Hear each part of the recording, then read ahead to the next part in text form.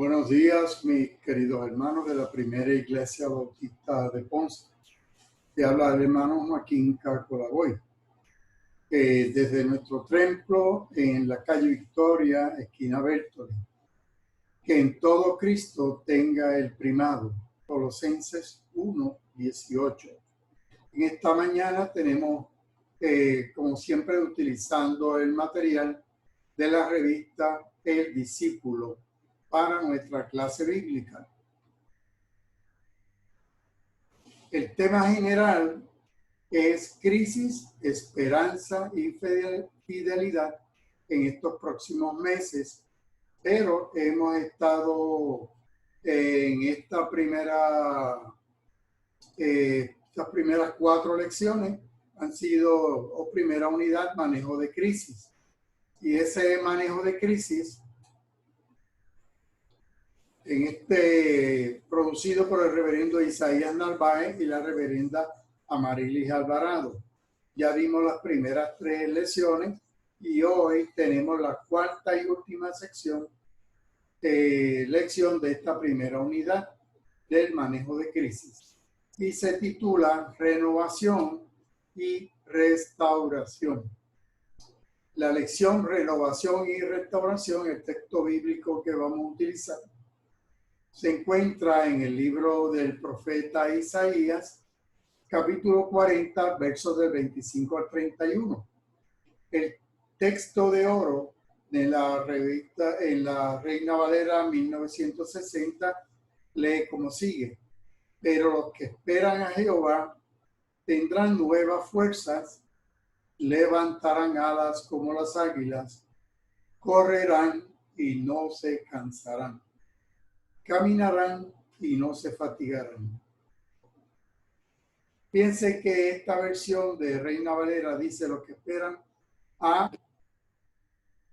Isaías significa Yahvé, o Dios, es salvación, o Jehová salva, o Jehová es la fuente de la salvación.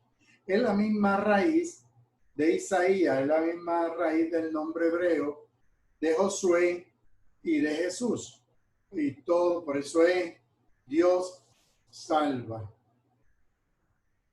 Este libro se divide, o se piensa que los primeros 39 capítulos fueron escritos por el primer Isaías.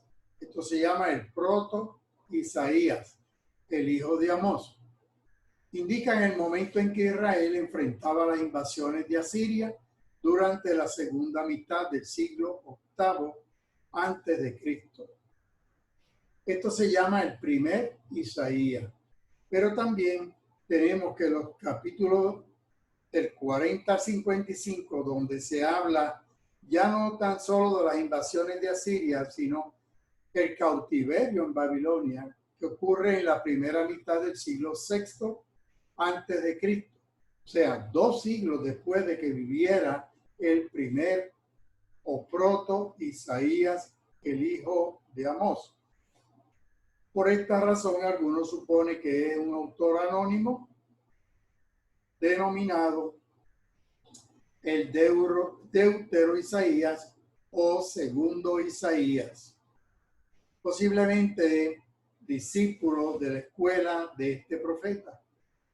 Y por último, los capítulos del 55 al 66 se piensa que fue escrito por un tercer Isaías, por eso se llama el trito Isaías. Otros piensan que como esto es en la segunda mitad del siglo VI, que puede atribuirse al mismo Deutero Isaías o segundo Isaías. En este cuadro podemos ver que Isaías, su labor profética ocurre entre el año 140 y 180 antes de Cristo.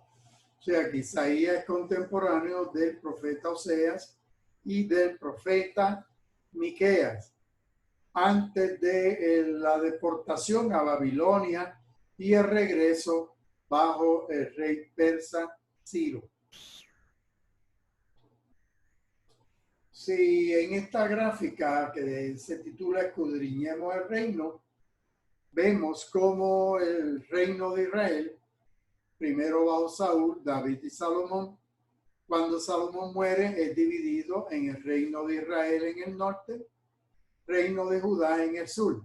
Y vemos todas las cosas que ocurren, la caída de Samaria, la cautividad bajo Asiria.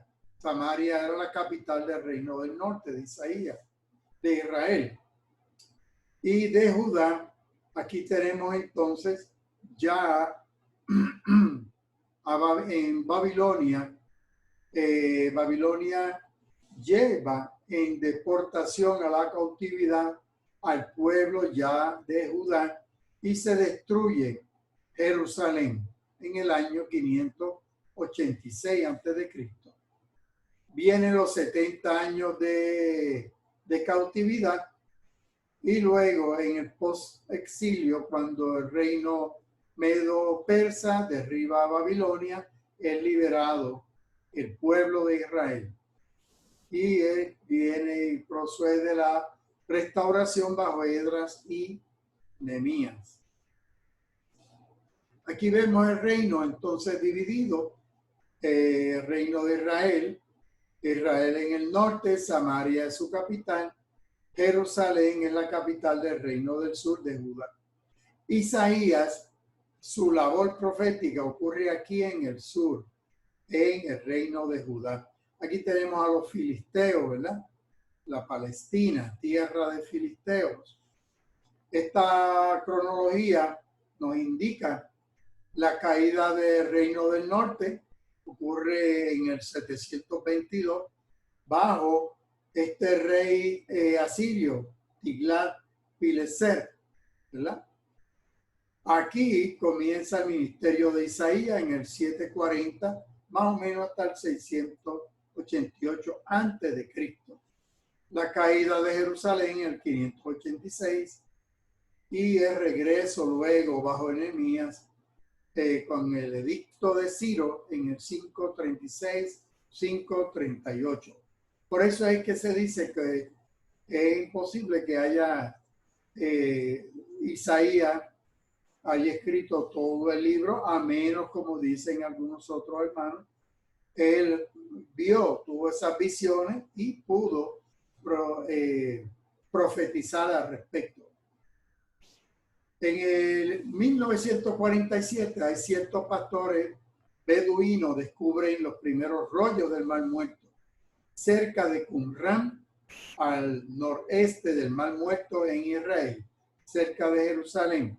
Son 11 cuevas y ahí se encontraron alrededor de 900 manuscritos, probablemente escondidos de los romanos por una secta llamada los esenios, que fueron prácticamente aniquilados en el año 66 después de Cristo. Y aquí, dentro de los rollos del Mar Muerto, se encontró una copia del libro de Isaías completa. Y este rollo,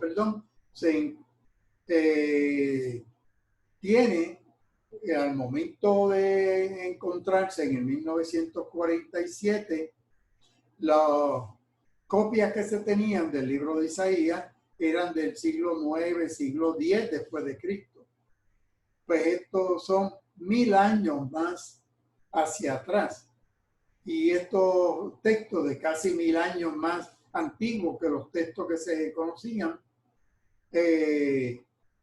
atestiguan de la fidelidad de los copistas, los que copiaban esos textos. O sea que a lo largo de casi 1000 años no hay cambios significativos en los textos de Isaías. Este es el Mar Muerto, esto es las cuevas de Qumran, están en esta área aquí. Jerusalén, este es el río Jordán, ¿verdad? Y aquí está el lugar, monasterio tradicional donde se piensa que Jesús fue bautizado. El Jordán descarga en el Mar Salado o Mar Muerto. Estas cuevas de Qumran son cerca del Mar Muerto, por eso se llama la cueva del Mar Muerto. Aquí es que se encontraron en estas tinajas Parecidas a estas se encontraron los rollos. Esta es una copia del libro del rollo de Isaías. Esto se escribía en piel de animales. Ya no eran papiro, no eran plantas, entonces en cuero de piel de animales cocido. Aquí, este es el rollo de Isaías, tiene 20 y pico de pies de largo. Isaías 1.1 dice que visión o chazón de Isaías, chazón es vista, sueño, revelación, oráculo o profecía de Isaías, hijo de Amós, la cual vio acerca de Judá y Jerusalén en los días de Usías y de Jotán, Acaz y Ezequías, reyes de Judá. Cuando era muy joven, Isaías recibió la vocación profética al año de la muerte de Usías, como él dice en el 6.1. Probablemente sería el 740 antes de Cristo. Isaías contaría más o menos 20 años de edad para ese tiempo. Poco tiempo después, nos dice Isaías 8.3, se casa, no da el nombre, el libro de la esposa, solamente le llama profetisa. De este matrimonio nacieron 2 hijos, a quienes les puso unos nombres simbólicos en el 7.3 y en el 8.3. Estos 2 hijos de Isaías, uno se llama Juicio y el otro se llama Salvación, que en realidad ilustran los 2 principales mensajes del libro de Isaías: juicio y salvación. Sear-Hasub significa un remanente volverá. Esta es la salvación, cuando iban a volver de Babilonia, del exilio. Pero antes de ir a Babilonia hay un despojo, una presa se precipita y encaja con los capítulos del 1 al 39, donde narra la conquista de Damasco y Samaria por los asirios. Estos son los 2 hijos de Isaías, que se traducen como juicio y salvación. Isaías 6.1 dice que en el año que murió el rey Usías, vi al Señor sentado sobre un trono alto, sublime. El borde de su manto cubría el templo. Y el rey Usías murió alrededor del 740. Murió de lepra, según nos narra Segunda de Crónicas, capítulo 26, por tratar de realizar deberes que le corresponden al sumo sacerdote. En el 6.2 dice que habían 12 serafines que permanecían por encima de él. Cada uno de ellos tenía 6 alas. 2 se cubrían el rostro, con 2 los pies y con 2 volaban. Y el uno al otro daba voces diciendo: Santo, Santo, Santo, Jehová de los ejércitos, toda la tierra está llena de su gloria. Santo, la palabra hebrea es Kadosh, y gloria es Kabod. 3 veces santo es para señalar, darle énfasis en la santidad de Dios. Kadosh es lo sagrado, lo santo. Kabod es el esplendor, la gloria, la honra, la majestad, el poder que tiene nuestro Señor. Así que eso es lo que entonces hablaban los serafines. Un serafín, se discute cuál es la raíz de la etimología. Para algunos intérpretes, la raíz del verbo es seraf, que significa encender o quemar. De hecho, estos seres angelicales no vuelven a mencionarse en ningún otro lugar de la Biblia. Así que los serafines son como seres alados en fuego. Strong, el diccionario Strong, dice que es un ser angelical flamígero, con la habilidad de moverse velozmente. Seraf significa encender o quemar. Estos son algunos manuscritos, ¿verdad?, que tienen pintura de la Edad Media, donde está el trono de Dios, los dos serafines con las 6 alas. Otro también, pero aquí ya, este es el Dios Padre, este es el Hijo, este es el Pantocrátor, Alfa, Omega, las dos letras del griego, del abecedario griego, primera y última letra, pero aquí hay 4 serafines. Y voló hacia mí uno de los serafines, trayendo en su mano un carbón encendido, tomado del altar con unas tenazas, tocando con él sobre mi boca, dijo: he aquí, esto tocó tus labios, es quitada tu culpa y limpio tu pecado. Así que santo, santo, santo, con esta triple repetición, se quiere expresar en grado superlativo cuán santo es nuestro Dios. Carbón encendido, el fuego es símbolo de purificación y santidad. Mediante esta acción, el profeta quedó simbólicamente limpio.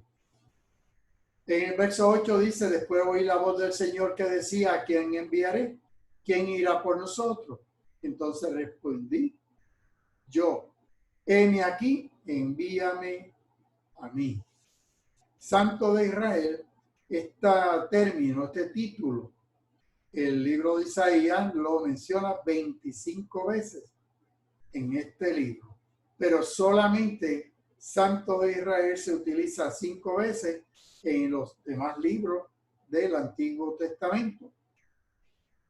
Él profetizó, Isaías profetizó el nacimiento milagroso del Mesías, quien sería verdaderamente humano, pero a la vez un Dios fuerte, cuyo reinado universal de perfecta justicia y paz se cumplirían solamente en Cristo. Isaías insistió repetidamente en la necesidad absoluta de una fe en Dios, tanto en la vida personal como en la vida pública. Por eso se le llama el evangelista del Antiguo Testamento. Esto es una copia que se exhibe en un museo del libro allá en Jerusalén. Es una copia exacta del libro de Isaías, del rollo. Esto, como les dije, son piel de animal. Y entonces el original está guardado en unas bóvedas especiales. Lucas 4:17 dice que el libro del profeta Isaías, este rollo, uno, ¿verdad?, parecido, se le dio al Señor. Y habiendo abierto el libro, halló el lugar donde está escrito: el Espíritu del Señor está sobre mí, por cuanto me ha ungido para dar buenas nuevas a los pobres. Esto que está leyendo el Señor, y que luego en Lucas 4:21 el Señor dice: entonces comenzó a decirle: hoy se ha cumplido esta escritura delante de vosotros. El Señor estaba leyendo Isaías 61:1. El Espíritu de Jehová, el Señor, está sobre mí, porque me ha ungido Jehová. Me ha enviado a predicar buenas noticias a los pobres, vendar a los quebrantados de corazón, publicar libertad a los cautivos y a los prisioneros apertura de la cárcel. La tradición judía recogida en el Talmud dice que Isaías fue asesinado por el rey Manasés, que ordenó cortarlo por la mitad con una sierra. Algunos dicen que esto carece de fundamento. Probablemente su muerte tuvo lugar en el año 701 antes de Jesucristo. Por eso el libro de los Hebreos, capítulo 11, verso 37, dice que algunos de los héroes de la fe fueron apedreados, otros aserrados. Este aserrado se refiere posiblemente a un libro apócrifo del siglo I, ¿verdad? se llama el martirio de Isaías, que cuenta que Isaías fue aserrado por orden del rey Manasés, aunque en la Biblia no menciona esta escritura.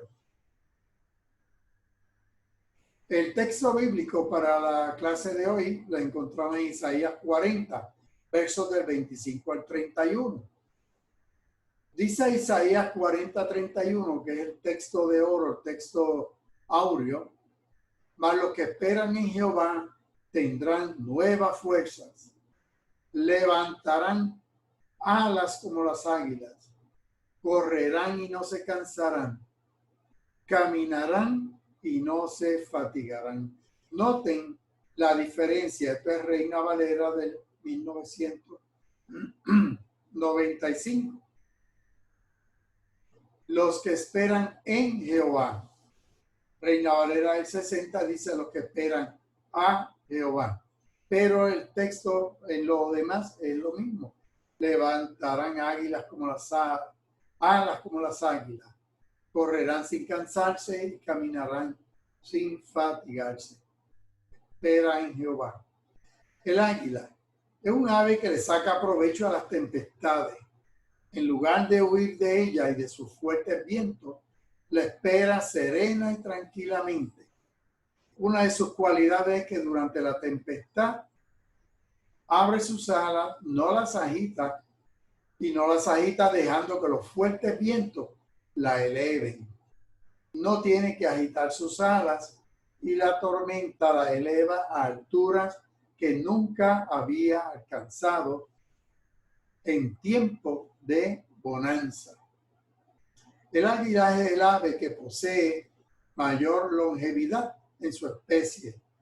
Llega a vivir hasta 70 años. Y para llegar a esa edad, a los 40 años, tiene que tomar una seria y difícil decisión. A los 40 años el águila está con sus uñas largas, pero flexibles, y no consigue agarrar más a las presas de las cuales se alimenta. Su pico largo y puntiagudo ahora tiene una curva. Apuntando hacia el pecho están las alas, envejecidas, pesadas, en función del grosor de la pluma, y volar se le hace difícil. El águila tiene dos opciones, dos alternativas: o morir o enfrentarse a un doloroso proceso de renovación que dura 150 días. Este proceso consiste en volar a lo alto de una montaña, recogerse en un nido próximo a un acantilado donde no necesite volar. Después de encontrar ese lugar, el águila empieza a golpear su pico contra una pared hasta conseguir arrancárselo. Espera que le nazca un nuevo pico con el cual se arrancará las uñas. Y cuando las nuevas uñas comienzan a nacer, comienza a arrancarse las viejas plumas. 5 meses después salen en un hermoso vuelo de renovación para vivir 30 años más. Así que la tesis de esta lección es: las tempestades de la vida siempre nos retan para que demostremos la capacidad que tenemos para enfrentarla, para superarla y obtener resultados positivos de las mismas. Así que las tempestades de la vida nos pueden servir para la renovación. Análisis de la Escritura. Isaías 40, del 25 al 31. El pueblo de Judá, según les profetizó Jeremías, sería llevado a cautivo a Babilonia por Nabucodonosor, rey de la ciudad mesopotámica. Jeremías reveló que este rey era un siervo o instrumento de Dios para el juicio y disciplina de ese pueblo rebelde de Israel. Esto lo hallamos en Jeremías capítulo 25, verso 9. Comienza la lección esta mañana, aunque vamos a ir un poquito más atrás. Isaías 39, versos 6 a 7. Allí se nos narra que vienen días en que todo lo que hay en tu casa, le estaba hablando a Israel, a Judá, todo lo que tus padres han atesorado hasta el día de hoy, será llevado a Babilonia. No quedará una sola cosa. El Señor lo ha dicho. Así que ya en Isaías 39, 6 y 7 nos habla de lo mismo que nos decía Jeremías, de que el pueblo de Jerusalén iba a ser deportado a Babilonia. Los primeros 8 versículos se motiva al cautivo a no pensar que su Dios ha sido derrotado por los dioses de los paganos, de los dioses de los de Babilonia, de Marduk. Este pensamiento del Dios o dioses de los pueblos que iban con su pueblo a la guerra es parte de las creencias de los pueblos. Una victoria era la victoria de Dios o los dioses. Lo mismo, una derrota. Esto explica las dos preguntas de los versículos 18 y 25 de ese capítulo 40 de Isaías. ¿A qué pues haréis semejante a Dios? ¿O qué imagen le compondréis? Isaías 40, 25 dice, ¿con quién entonces pueden compararme? Dice el santo. Y el verso 18, que es anterior a este, dice, ¿con quién pueden comparar a Dios? ¿Qué imagen pueden hacerse de él? Isaías está retando al pueblo, a ver, porque los pueblos paganos hacían imágenes. Por eso que Isaías 40, 19 dice que el artífice prepara una imagen tallada. Entonces el platero la recubre de oro y le funde cadenas de plata. Esto eran las imágenes de dioses que hacían los que tenían la capacidad económica. Pero entonces dice Isaías 40, 20 que el pobre le lleva como ofrenda madera que no sea polille y busca un buen escultor para que le talle una imagen que no se mueva. Así que por eso es que entonces Isaías 40, 25 dice, ¿con quién me van a comparar? Y en el 18, ¿qué imagen van a hacer de mí? ¿Verdad? Y entonces, en el cercano oriente se creía que la destrucción de un pueblo implicaba la destrucción de su Dios. Parecería que Dios mismo fue derrotado por el dios Marduk de Babilonia, cuando el rey Nabucodonosor, su vicario, saquea y destruye a Jerusalén. ¿Habían vencido los dioses de Babilonia al Señor? Por eso es que vienen estas preguntas. ¿Qué imágenes van a hacer de mí? Y entonces en el verso 26, como no van a hacer ninguna imagen de mí, les dice, levanten los ojos al cielo.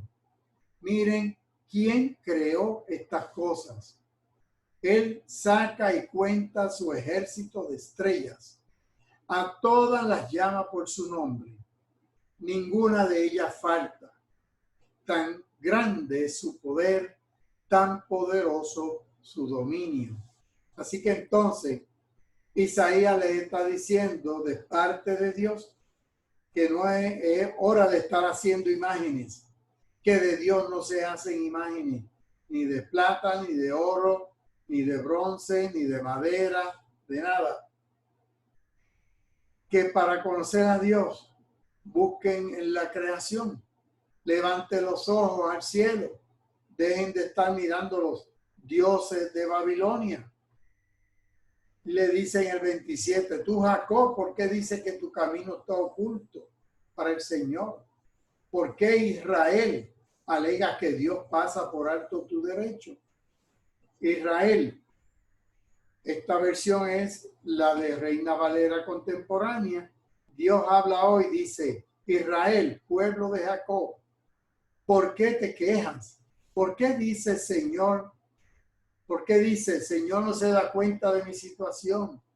Dios no se interesa por mí. Claro, aquí Israel está sufriendo en Babilonia, está bajo el castigo que Dios le profetizó por desobediente. Y con todo y eso, entonces el pueblo se queja de que Dios no está interesado en sus problemas. Nosotros también muchas veces esto es lo que hacemos. Dios no se interesa por mí. Dios no se da cuenta de cuán grave es mi situación. Pues más adelante, por eso es que entonces viene la imagen del águila, que en la tormenta, cuando pensamos que Dios no se interesa por mí, que Dios no se da cuenta de mi situación, Dios me ayuda a yo poder elevarme por encima de la tormenta. Salen alas para poder dejar que la tormenta me eleve.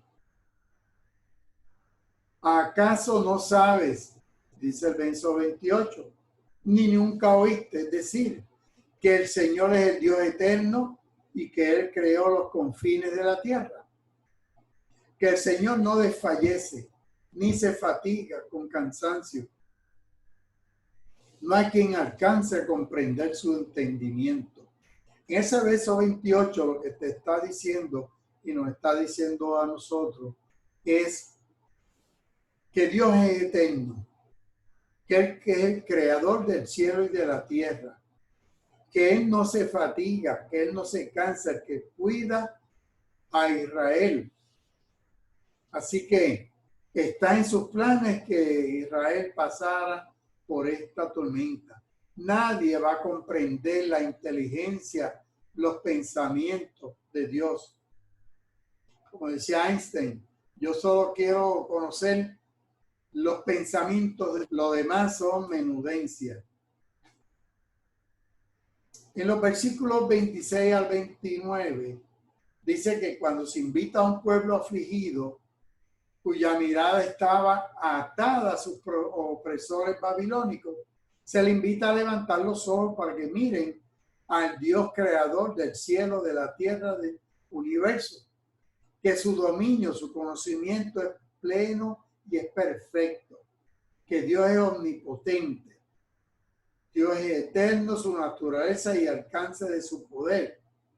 Luego de que Isaías entonces les está recomendando al pueblo, dejen de mirar a sus opresores, no miren sus problemas, miren cuán grande es su Dios. Y luego entonces comienza y les menciona el águila, les recuerda cómo Dios, antes de mencionar el águila, cómo Dios suple fuerzas al abatido y al cansado. En el verso 29 dice, el Señor da fuerza al cansado, aumenta el vigor del que desfallece. Los jóvenes se fatigan y se cansan. Los más fuertes flaquean y se caen porque es la naturaleza, por más fuertes que seamos, ¿verdad? Pero los que esperan en Jehová tendrán nueva fuerza, levantarán alas como las águilas, correrán y no se cansarán, caminarán y no se fatigarán. Este es el texto que nos está diciendo que ese Dios creador del universo sí está pendiente de mí, sí yo le importo. Y en medio de las luchas tuyas y mías, Dios nos da alas como de águila para que podamos correr sin gastar energía y sin cansarnos, para caminar y no fatigarnos. Este texto de oro emplea la imagen del águila como un estímulo de recuperación. ¿Por qué un águila y no otra ave? La paloma. Bueno, la paloma es mensajera de paz, pero huye ante los vientos de tormenta. Asimismo, la golondrina y otras aves.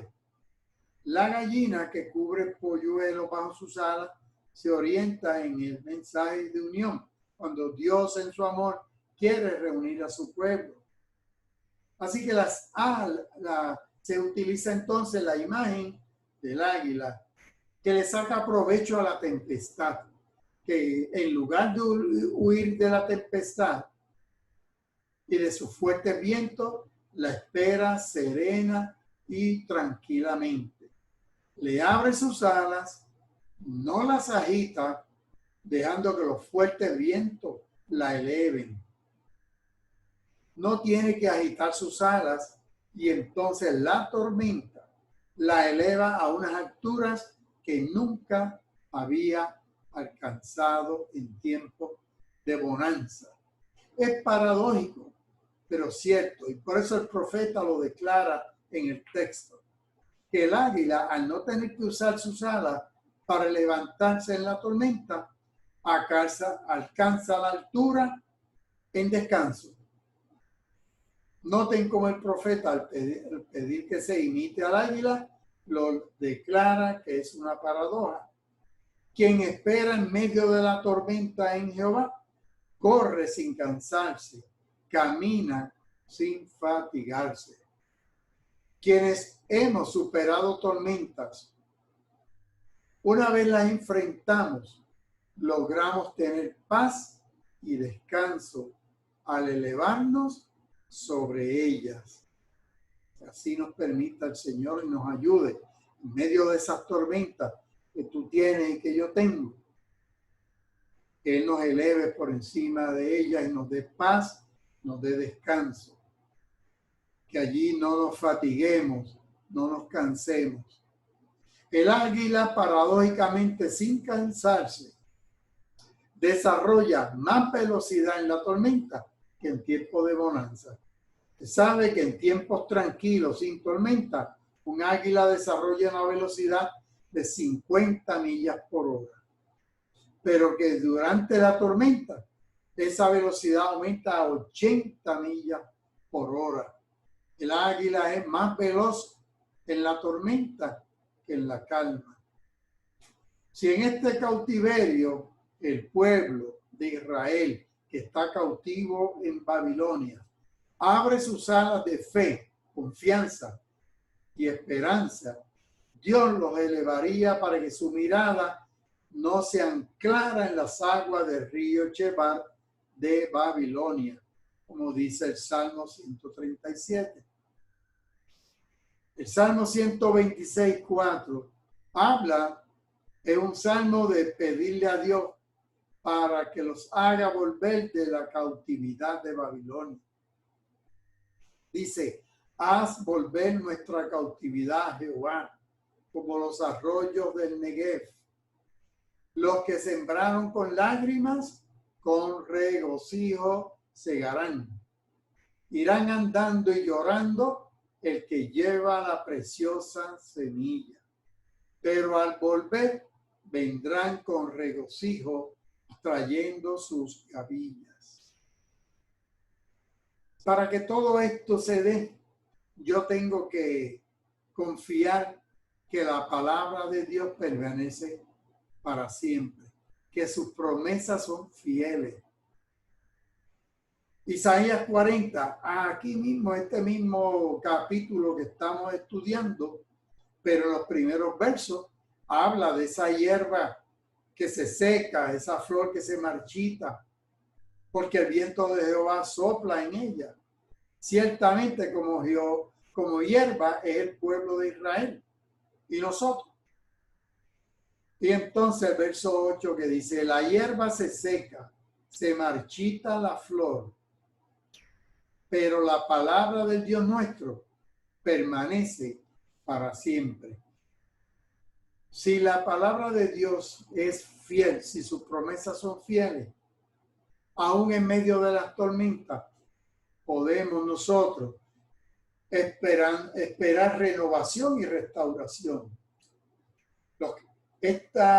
Hay renovación y hay restauración en los creyentes cuando procesamos bien las crisis y las tormentas, siempre puesta nuestra fe en el Dios nuestro.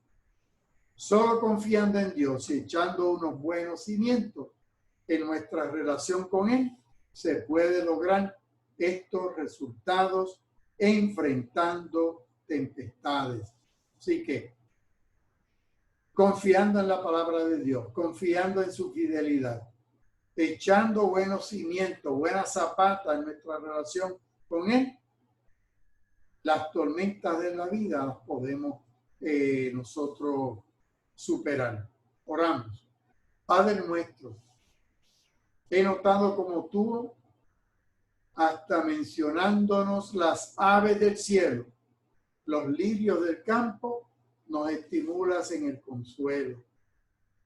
Mantén siempre encendida en mí la llama de la fe, para que en medio de las tempestades de la vida yo me eleve sobre ellas.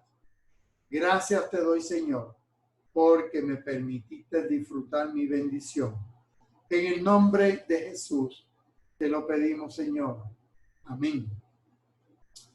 La semana próxima comenzamos esta segunda unidad, las noches oscuras del alma, por el doctor Carmelo Álvarez Santos. Las noches oscuras del alma será nuestra próxima unidad. La lección de la semana próxima la encontramos entonces en el libro de Habacuc, capítulo 2 y capítulo 3, para irlo leyendo, ¿verdad? Y se titula Las recompensas de la paciencia. Y el texto de oro sería: con todo yo me alegraré en Jehová, me gozaré en el Dios de mi salvación. Habacuc 3:18. Que el Señor los guarde, el Señor les bendiga. Desde la primera iglesia bautista les habló el hermano Joaquín Caco Lavoy. Ahí tienen los teléfonos y los correos electrónicos, o a través de nuestro paladín.